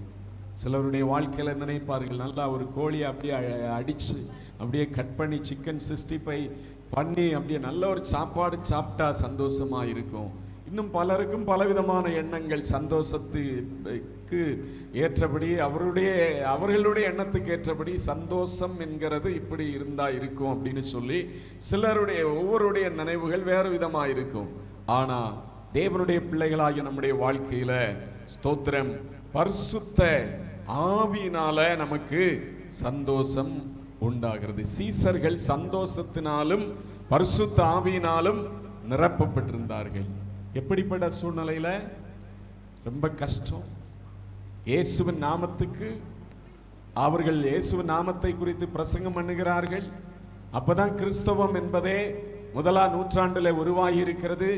சீசர்கள் தான் எழும்பி நின்று இயேசு கிறிஸ்து இந்த உலகத்துல வந்த மெய்யான இரட்சகர், அவர் பாவ மன்னிப்புக்கு என்று இந்த உலகத்துல வந்தார், அவரை ஏற்றுக்கொள்கிறவனுக்கு பரலோக ராஜ்யம் உண்டு, அந்த இயேசு உயிர்த்தெழுந்தார், இதற்கு நாங்கள் எல்லாருமே சாட்சி அப்படின்னும் போது ஸ்தோத்திரம் அவர்களை கிண்டல் பண்ணுகிறார்கள், அடிக்கிறார்கள், சிறைச்சாலையில தூக்கி கொண்டு போட்டு வாட்டி வதைக்கிறார்கள். இருந்தாலும் அந்த சீசர்கள் சந்தோஷத்தினாலும் சமாதானத்தினாலும் நிரப்பப்பட்டவர்களாய் இருந்தார்கள் என்று சொல்லி வேதவசனம் சொல்லுகிறது. அல்லேலூயா, தோத்திரம். நமக்கு சந்தோஷம் என்பது, ஒரு தேவனுடைய பிள்ளையினுடைய வாழ்க்கையில சந்தோஷம் என்பது எல்லாமே இருக்கிறதுனாலே வருகிறது அல்ல, எல்லாமே ஒன்றும் குறைபடாமல் இருக்கிறதுனால மாத்திரம் வருகிற சந்தோஷம் அல்ல. நம்முடைய சந்தோஷம் பரிசுத்த ஆவியினால உண்டாகிற சந்தோஷம் என்று சொல்லி வேதவசனம் சொல்லுகிறது. சீசருடைய வாழ்க்கையில அவர்கள் சந்தோஷத்தினாலும் பரிசுத்த ஆவியினாலும் நிரப்பப்பட்டவர்களாய் இருந்தார்கள். எந்த ஒரு காரியமும் அவர்கள் சந்தோஷத்தை கெடுக்கவே முடியல. பேதுருவை சிறைச்சாலையில பிடித்து போடுகிறார்கள், காலை பயங்கரமான சங்கிலிகளினால கட்டி வைத்திருக்கிறார்கள். ஸ்தோத்திரம். அங்கே பல வகுப்பு போர் வீரர்கள் அங்கே பாதுகாப்புக்கு இருக்கிறார்கள். ஆனா பேதுரு என்ன செய்தாராம்? அப்படியே நல்ல கொரட்டை விட்டு அயர்ந்த நித்திரை செய்தாராம். அப்போ சந்தோஷம் என்பது எல்லா நன்மைகள் உலக பிரகாரமான ஆசீர்வாதங்களினாலே வருகிறது கிடையாது.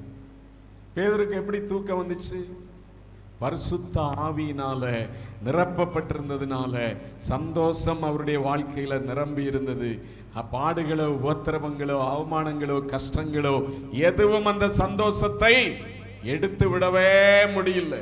தேவனுடைய பிள்ளைகளாகிய நம்முடைய வாழ்க்கையிலும் கூட ஸ்தோத்திரம் நம்முடைய ரட்சிப்பின் சந்தோஷத்தை காத்து கொள்ளுகிறவர்களாய் இருக்கணும். நாம அறியணும் ஸ்தோத்திரம் பரிசுத்த ஆவியினால நான் நிரம்பி ஜெபிக்கும் போது என்னுடைய வாழ்க்கையில எந்த உயர்வானாலும் தாழ்வானாலும் கஷ்டமானாலும் துன்பமானாலும் எனக்கு எதிரானவர்கள் என்ன துன்பம் கொடுத்தாலும் என்னுடைய வாழ்க்கையில நான் வேலை செய்கிற இடத்துல எத்தனை போராட்டங்கள் இருந்தாலும் எந்த ஒரு காரியமும் என்னுடைய சந்தோஷத்தை உழைக்கவே முடியாது. ஸ்தோத்திரம் என்று ஆண்டவருடைய பிள்ளைகள் அறிந்து கொள்ள வேண்டும். ஸ்தோத்திரம். இன்னைக்கு உங்களுடைய வாழ்க்கையில சந்தோஷம், சமாதானம், நிம்மதி எதுவுமே இல்லாதபடிக்கு ஒருவேளை வந்திருந்தாலும் இன்னைக்கு ஆண்டவரே ஏற்கனவே எனக்கு ரட்சிப்பின் சந்தோஷத்தை கொடுத்து விட்டீர், ஏற்கனவே என்னை அபிஷேகத்தினால நிரப்பி உம்முடைய சந்தோஷத்தின் ஆவியினால சீசர்களை நிரப்பி நடத்தினது போல என்னை நிரப்பி விட்டீர். நான் அதை இழந்து விட்டேன், எங்கேயோ தொலைத்து விட்டேன்.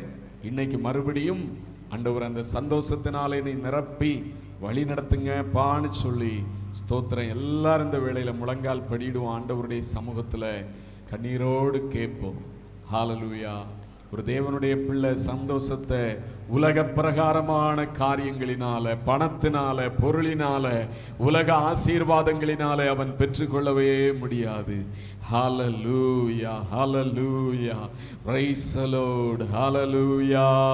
ஸ்தோத்திரம் ஆண்டவரே, உம்முடைய இரட்சிப்பின் சந்தோஷத்தை மறுபடியும் என் வாழ்க்கையில ஆண்டவரே நான் சுதந்தரிக்கிறேன். ஆண்டவரே, நீர் கொடுத்ததான இரட்சிப்பின் சந்தோஷத்தை மறுபடியும் நான் சுதந்தரிக்கிறேன். எல்லாரும் ஆண்டவரை பார்த்து பேசுங்க, வாயை திறந்து பேசுங்க. ஆண்டவரே, நீர் எனக்கு ஆண்டவரே என்னை இரட்சித்த போது பாவத்திலிருந்தும் சாபத்திலிருந்தும் பலவிதமான கட்டுகளில் இருந்த கட்டப்பட்ட ஒரு நிலைமையிலிருந்து என்னை விடுதலை ஆக்கி இரட்சித்த போது ஒரு சந்தோஷத்தை எனக்கு கொடுத்தீர் ஆண்டவரே. ஆனா அந்த சந்தோஷம் என் வாழ்க்கையில இன்னைக்கு இல்லாம இருக்கிறது, இழந்து போனதே ஆண்டவரே. கர்த்தாவே ஸ்தோத்திரம் அப்பா, நீர் கொடுக்கிறவர். ஹalleluya. இளைய குமார் அந்த சந்தோஷத்தை இழந்து போனா, ஹalleluya, அப்பா அவனிடத்துல சந்தோஷம் உண்டு அப்படின்னு சொல்லி மறுபடியும் அதை பெற்றுக்கொண்டான். ஹalleluya, ஹalleluya. சீசர்களை எத்தனை பாடுபடுத்தினாலும், எத்தனை தூக்கி சிறைச்சாலையில போட்டாலும் அவருடைய சந்தோஷத்தை எந்த ஒரு சக்தியாலும் திருடி விட முடியவில்லை. இன்னைக்கு ஆண்டவருடைய பிள்ளையே, உன்னுடைய சந்தோஷத்தையும் சமாதானத்தையும் எந்த ஒரு காரியமும் எடுத்துவிட இடம் கொடுக்காதே. ஆண்டவர் உன்னை சந்தோஷத்தினால, அவருடைய மனமகிழ்ச்சியினால நிரப்பி நடத்த விரும்புகிறாரு. ஹalleluya, ஹalleluya, ஹalleluya, ஹalleluya. நான் துக்கப்பட வேண்டியவன் அல்ல, நான் வேதனையோடு இருக்க வேண்டியவன் அல்ல, நான் மனவேதனையோடு இருக்க வேண்டியவன் அல்ல. நான் எந்த சூழ்நிலையிலும் மகிழ்ச்சியா இருக்க வேண்டியவன், நான் எந்த சூழ்நிலையிலும் சந்தோஷமா இருக்க வேண்டியவன். அறிக்கையிடுங்க, அறிக்கையிடுங்க. ஹalleluya. ஏன் வாழ்க்கையில என்ன நடந்தாலும், எது நடந்தாலும், ஹalleluya, என்னுடைய சந்தோஷத்தை எதுவும் எடுக்க முடியாது. கர்த்தர் எனக்கு இரட்சிப்பின் சந்தோஷத்தை கொடுத்திருக்கிறார். ஹalleluya, ஹalleluya. சிறைச்சாலை தலைவன் ரட்சிக்கப்பட நாங்கள் என்ன செய்ய வேண்டும் என்று சொல்லி கேட்டு ஞானஸ்நானம் எடுத்து வீட்டார் அனைவரோடு மனமகிழ்ச்சியா இருந்தா, சந்தோஷமா இருந்தா. அதே சந்தோஷம், அதே இரட்சிப்பின் சந்தோஷம் இந்த நாளிலே ஒவ்வொரு ரட்சிக்கப்பட்ட ஜனங்களிலும், ஒவ்வொரு வந்திருக்கிற ஜனங்களிலும் ஊற்றப்படட்டும் அப்பா.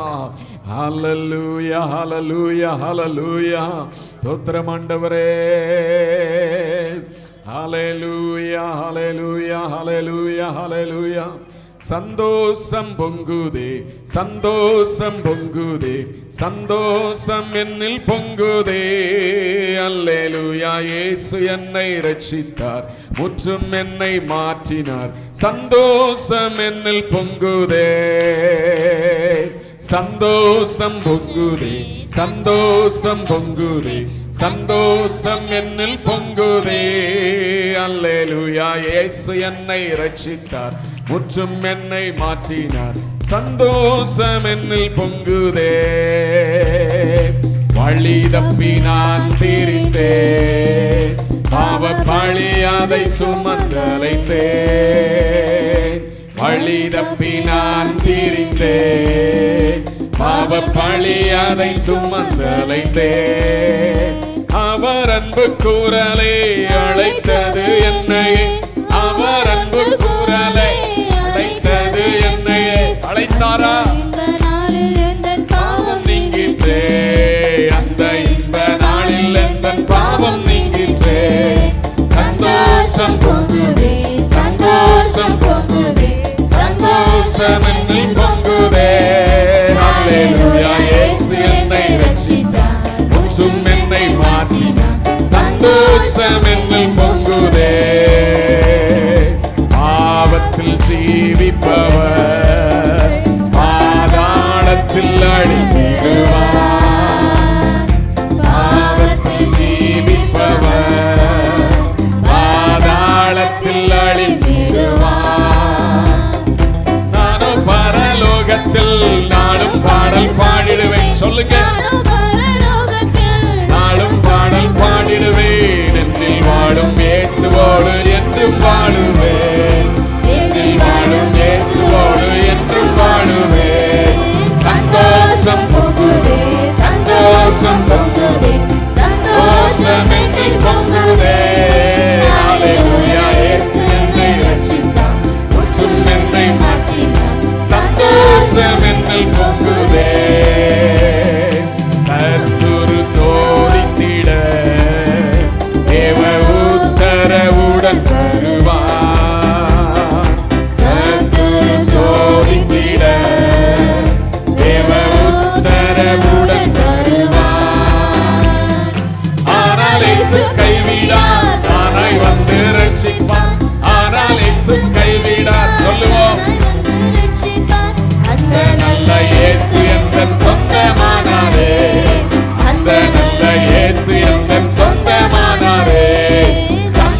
சந்தோஷம் பொங்குதே, சந்தோஷம் பொங்குதே, சந்தோஷம் என்னில் பொங்குதே. ஹல்லேலூயா, இயேசு என்னை ரட்சித்தார், முற்றும் என்னை மாற்றினார், சந்தோஷம் என்னில் பொங்குதே. சொல்லுவோம், சந்தோஷம் பொங்குதே, சந்தோஷம் பொங்குதே, சந்தோஷம் என்னில் பொங்குதே. ஹல்லேலூயா, இயேசு என்னை ரட்சித்தார், முற்றும் என்னை மாற்றினார், சந்தோஷம் என்னில் பொங்குதே. ஹல்லேலூயா. உம்முடைய சந்தோஷம் ஆண்டவரே, உம்முடைய ரட்சிப்பின் சந்தோஷம் ஆண்டவரே, ஒவ்வொரு ஜனங்களை நிரம்பி வழிய செய்யட்டும் ஆண்டவரே. இந்த உலகத்தின் எந்த காரியங்களும் ஆண்டவரே, நீர் கொடுக்கிற ரட்சிப்பின் சந்தோஷத்தை, நீர் கொடுக்கிற ரட்சிப்பின் சந்தோஷத்தை, உம்முடைய பரிசுத்த ஆவியினால கொடுக்கப்படுகிற சந்தோஷத்தை எடுத்து விடவே முடியாதப்பா, எடுத்து விடவே முடியாத ஆண்டவரே. இந்த நாளில சமாதானம் இல்ல, நிம்மதி இல்ல அப்படின்னு சொல்லி வந்த ஒவ்வொரு ஜனங்களுடைய வாழ்க்கையிலும் ஆண்டவரே, உம்முடைய சந்தோஷம் நதியை போல ஹல்லேலூயா ஊற்றப்படுகிறபடினால ஸ்தோத்திரம். உம்முடைய சந்தோஷம் சமாதான நதியை போல ஊற்றப்படுகிறபடினால ஸ்தோத்திரம். ரிகாபா ஷபாபா ரிகாபா ரிபாலா ருகேனமா பரிசுத்த ஆவியினால உண்டாகிற ஹல்லேலூயா சந்தோஷம், சீசர்களை சந்தோஷத்தினால ஹல்லேலூயா சிறைச்சாலையிலும் ஆண்டவரை பாட வைத்த அபிஷேகம், ஹல்லேலூயா சிறைச்சாலையில காக்கப்பட்டிருக்கும் போது நிம்மதியாய் இருக்க வைத்த அபிஷேகம், ஹல்லேலூயா ஒவ்வொருடைய வாழ்க்கையில் ஆண்டவரே அப்பா உம்முடைய சந்தோஷத்தினால, உம்முடைய மெய்யான சந்தோஷத்தை ஒவ்வொருவருக்கும் தேவன் மறுபடியும் உயிர்ப்பித்து கொடுத்து தேவன் வழி நடத்துங்கப்பா, வழி நடத்துங்கப்பா. ஆமே. எல்லாரும் முழங்கால் பிடிடும், ஜெபம் பண்ணுவோம். நல்ல ஆண்டவரே, இந்த அருமையான நாளிலும் உம்முடைய சமூகத்தில் நாங்கள் வந்து ஆராதிக்கும்படியாய், தொழுது கொள்ளும்படியாய் பரலோக தெய்வமே, நீர் தந்த கல்ல கிருபைகளுக்காய் ஸ்தோத்திரம். இந்த நாளிலும் ஆண்டவரே ஆராதித்த ஒவ்வொரு ஜனங்களுடைய வாழ்க்கையிலும் ஆண்டவரே, இதுவரைக்கும் நல்லவரும் போதுமானவருமாய் இருந்து நடத்தி வந்த தேவன் ஆண்டவரே ஸ்தோத்திரம். இனிமேலும் கூட இருந்து நடத்தி செல்ல போறபடினால ஸ்தோத்திரம். கர்த்தர் நன்மையானதை தருவார், தேசமும் தன் பலனை கொடுக்கும் என்கிற வாக்குத்தத்தத்தின்படி ஆண்டவரே, தேசத்திலே அவர்கள் கைட்டு செய்கிற எல்லா பிரயாசங்களிலும் நன்மைகளை சுதந்தரிக்க கர்த்தர் உதவி செய்யும், உயர்வை காண ஒவ்வொரு மக்களுக்கும் உதவி செய்யும் ஆண்டவரே. கர்த்தர் உன்னை வாளாக்காமல் தலையாக்குவார், நீ கீழாகாமல் மேலாவாய். வார்த்தையின்படி ஆண்டவரே நன்மைகளை கொடுத்து ஒவ்வொருவரையும் தேவன் வழி நடத்துங்க கர்த்தாவே. ஆண்டவரே, இந்த நாளில் நாங்கள் தியானித்ததானே ஆண்டவரே உம்முடைய வார்த்தைகளுக்காய் ஸ்தோத்திரம் ஆண்டவரே. எப்பொழுதும் சந்தோஷமாயிருங்கள் என்று சொல்லி உம்முடைய வேத வசனம் சொல்லுகிறது ஆண்டவரே. அந்த சத்தியத்தை நாங்கள் தியானித்திருக்கிறோம் கர்த்தாவே. ஆண்டவரே, பல வேளைகளிலும் நீர் எங்கள் வாழ்க்கையில கொடுத்திருக்கிற ரட்சிப்பின் சந்தோஷத்தை எங்களுடைய வாழ்க்கையில அனுபவிக்காமல் இருக்கிறோம். நீர் எங்களுக்கு உம்முடைய பரிசுத்த ஆவியினால கொடுத்திருக்கிற ஆண்டவரே சந்தோஷத்தை நாங்கள் இழந்து போனவர்களாயிருக்கிறோம். நாங்கள் மற்றவர்களைப் போல சொல்லுகிறோம், நிம்மதியே இல்லை, என்ன ஒரு வாழ்க்கை, நிம்மதியற்ற வாழ்க்கை அப்படின்னு சொல்லி எங்களுடைய வாழ்க்கையிலும் சராசரி ரட்சிக்கப்படாத மற்றவர்களைப் போல எங்களுடைய வாழ்க்கையில சொல்லிக் கொள்ளுகிறோம் கர்த்தாவே. ஆண்டவரே, இந்த நாளிலே அப்பா அந்த வார்த்தைகளை கேட்ட ஜனங்களுடைய வாழ்க்கையில சத்தியத்தையும் அறிவீர்கள், சத்தியம் உங்களை விடுதலையாக்கும் என்கிற வார்த்தையின்படி இந்த சத்தியம் ஆண்டவரே மறுபடியுமாக இழந்ததான சந்தோஷத்தை ஆண்டவரே இவர்கள் பெற்றுக்கொள்ளத்தக்கதாக, விசுவாசித்து பெற்றுக்கொள்ளத்தக்கதாய் இன்றைக்கு தேவன் தாமே உதவி செய்வீராக. உம்முடைய சந்தோஷத்தோடு ஜீவிக்க உதவி செய்யும் ஆண்டவரே ஸ்தோத்திரம். தற்கொலைக்கு போனதான ஒரு சிறைச்சாலை தலைவனை ஆண்டவரே ஸ்தோத்திரம் சந்தோஷப்படுத்தினது உம்முடைய ஆண்டவரே கர்த்தாவே ரட்சிப்பாய் இருந்தது என்று சொல்லி நாங்கள் தியானித்தோம் கர்த்தாவே. எமக்கு ஸ்தோத்திரம். இந்த நாளிலும் ஆண்டவரே அப்பா அப்படிப்பட்ட ரட்சிப்பின் சந்தோஷம் ஒவ்வொரு ஜனங்களுடைய வாழ்க்கையிலும் காணப்படட்டும் கர்த்தாவே. ஆண்டவரே ஸ்தோத்திரம் அப்பா. ஆண்டவரே, இளையகுமாரனுக்கு தகப்பனுடைய சமூகம்தான் சந்தோஷமா இருந்துச்சு ஆண்டவரே. உலகம் ஒரு நாளும் ஆண்டவரே உலகத்தின் காரியங்கள், உலகத்தின் ஜனங்களோடு உலகத்தின் ஆசாபாசங்களிலே ஈடுபடுகிறது. ஒரு நாளும் உடைய பிள்ளைகளுக்கு சந்தோஷத்தை கொடுக்காது. நீர் ஆண்டவரே உம்முடைய சந்தோஷத்தை கொடுத்து ஒவ்வொருவரையும் வழி நடத்தும் கர்த்தாவே. ஆண்டவரே ஸ்தோத்திரம் அப்பா, உமக்கு நன்றி செலுத்துகிறோம். வார்த்தைகளின் மூலமாய் ஒரு விடுதலையை பெற்று ஒவ்வொரு ஜனங்களும் மகிமைப்படுத்த உதவி செய்யும். எல்லாரையும் ஆசீர்வதியும், சமாதானத்தோடு அனுப்பும். இயேசுவின் நாமத்தில் ஜெபங்கேளு நல்ல பிதாவே, ஆமென். நாத்துமாவே கர்த்தரை ஸ்தோத்திரி, முழு உள்ளமையாருடைய பரிசுத்த நாமத்தை ஸ்தோத்திரி. நாத்துமாவே கர்த்தரை ஸ்தோத்திரி, கர்த்தர் செய்த சகல வாரங்களை மறவாதே. ஆமென். நம்முடைய கர்த்தரும் இரட்சகருமாய் இருக்கிற ஆண்டவராகிய இயேசு கிறிஸ்துவின் கிருபையும் பிதாவாகிய தேவனுடைய அன்பும் பரிசுத்த ஆவியானவருடைய அன்யோன்ய சிநேகமும் இன்றும் என்றும் சதா காலங்களிலும் நம் அனைவரோடும் கூட தங்கியிருப்பதாக. ஆமென். அல்லேலூயா, அல்லேலூயா, அல்லேலூயா. தோத்திர ஆண்டவருங்களா ஆசீர்வதிப்பார். சோத்திரம்.